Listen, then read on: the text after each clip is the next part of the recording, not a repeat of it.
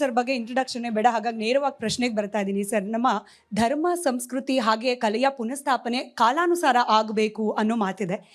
ದೇವಸ್ಥಾನಗಳು ಇದರಲ್ಲಿ ಬಹಳ ಪ್ರಮುಖವಾದ ಪಾತ್ರವನ್ನು ನಿರ್ವಹಿಸೋದು. ದೇವಸ್ಥಾನ ಅಂತ ಬಂದ ತಕ್ಷಣ ಮೂರ್ತಿಯಲ್ಲಿರುವ ಶಿಲ್ಪಕಲೆ ಅದಕ್ಕೆ ದೊಡ್ಡ ಕಾಂಟ್ರಿಬ್ಯೂಷನ್ ತಮ್ಮಿಂದ ಆಗ್ತಾ ಇದೆ.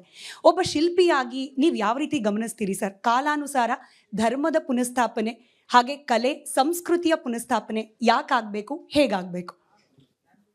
ನಮಸ್ಕಾರ. ನಮ್ಮೆಲ್ಲರಿಗೂ ಗೊತ್ತಿರೋ ಹಾಗೆ ಭಗವಂತ ಸೃಷ್ಟಿಕರ್ತ. ಅವನು ಬಹಳಷ್ಟು ಸೃಷ್ಟಿಗಳನ್ನ ಮಾಡಿದ್ದಾನೆ. ತದನಂತರದಲ್ಲಿ ಇನ್ನೊಂದು ಸೃಷ್ಟಿ ಮಾಡಿ ಜಗತ್ತಿಗೆ ಕೊಡುಗೆ ಕೊಡ್ತಾ ಇರೋದು ಶಿಲ್ಪಿಗಳು. ಆ ನಿಟ್ಟಿನಲ್ಲಿ ನಮ್ಮ ಭಾರತದ ಇತಿಹಾಸ ತೆಗೆದುಕೊಂಡ್ರೆ ಶತಮಾನಗಟ್ಟಲೆಗಳಿಂದ ಶಿಲ್ಪಿಗಳು ತಮ್ಮದೇ ಆದ ಒಂದು ಕೊಡುಗೆಯನ್ನ ಭಾರತಕ್ಕೆ, ಕಲೆ, ಸಂಸ್ಕೃತಿ ಮತ್ತೆ ಒಂದು ನಮ್ಮ ಪರಂಪರೆಗೆ ದೊಡ್ಡ ಕೊಡುಗೆಯನ್ನು ಕೊಡ್ತಾ ಬರ್ತಾ ಇದ್ದಾರೆ. ಅದೇ ರೀತಿಯ ಪ್ರೋತ್ಸಾಹ ಸಹ ನಮಗೆ ಅಂದಿನ ಕಾಲದಿಂದನೂ ಸಹ ಮಹಾರಾಜರುಗಳು ಪ್ರೋತ್ಸಾಹ ಕೊಡ್ತಾ ಇದ್ರು. ಅವರವರ ಕ್ಷೇತ್ರಗಳಲ್ಲಿ ದಿವ್ಯವಾದ ಮಂದಿರವನ್ನ ಲೋಕಕ್ಕೆ ಸಮರ್ಪಣೆ ಮಾಡ್ತಿದ್ರು.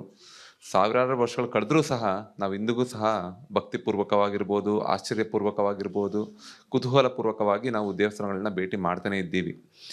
ಈ ನಿಟ್ಟಿನಲ್ಲಿ ನಮ್ಮ ಭಾರತಕ್ಕೆ ಅದರದೇ ಆದ ಒಂದು ವಿಶೇಷತೆಯನ್ನ ಎಷ್ಟೋ ಕ್ಷೇತ್ರಗಳು ಕೊಟ್ಟಿದೆ, ನಮ್ಮ ಶಿಲ್ಪ ಕ್ಷೇತ್ರನೂ ಕೊಟ್ಟಿದೆ. ಸೊ ಕಾಲ ಕಾಲಕ್ಕೆ ಕಟ್ಟಕ್ಕೆ ಒಂದು ಪರಂಪರೆ ಮುಂದುವರ್ತ್ಕೊಂಡು ಬರ್ತಾ ಇದೆ.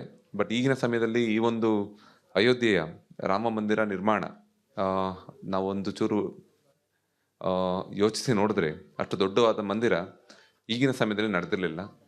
ದೊಡ್ಡದನ್ನೋದಕ್ಕಿಂತ ನಮಗೆ ಈ ಒಂದು ಹೋರಾಟಕ್ಕೆ ಸಿಕ್ಕ ಜಯ ನಾವೆಲ್ಲರಿಗೂ ಒಂದು ಸಂತೋಷ ತಂದುಕೊಂಡಂಥ ವಿಷಯ. ಸೊ ಬಹಳ ಮುಖ್ಯ. ನಮ್ಮ ಭಾರತದ ಪರಂಪರೆ ಮತ್ತು ನಮ್ಮದೇ ಆದ ಇತಿಹಾಸ, ನಮ್ಮ ದೇವಸ್ಥಾನಗಳು ನಮ್ಮ ಹೆಮ್ಮೆ. ಈ ನಿಟ್ಟಿನಲ್ಲಿ ಶಿಲ್ಪಿಗಳು ತಮ್ಮದೇ ಆದ ಕೊಡುಗೆ ಕೊಟ್ಟಿದ್ದಾರೆ. ಶಿಲ್ಪಿ ಅಂದ ಕೂಡಲೇ ಏನಾಗುತ್ತೆ, ತುಂಬ ಶ್ರಮದ ಜೀವನ. ಎಷ್ಟು ಶ್ರಮದ ಜೀವನ ಅಂದರೆ, ಒಂದು ಉದಾಹರಣೆ ಕೊಡಬೇಕಂದ್ರೆ, ನಮ್ಮ ಮನೆಗೆ ಯಾರೊಬ್ರು ಮ್ಯಾನೇಜರ್ ಬಂದಿರ್ತಾರೆ. ಅವ್ರು ಯಾವುದೋ ರೆಸಾರ್ಟಲ್ಲಿ ಮ್ಯಾನೇಜರ್ ಅಂತೆ.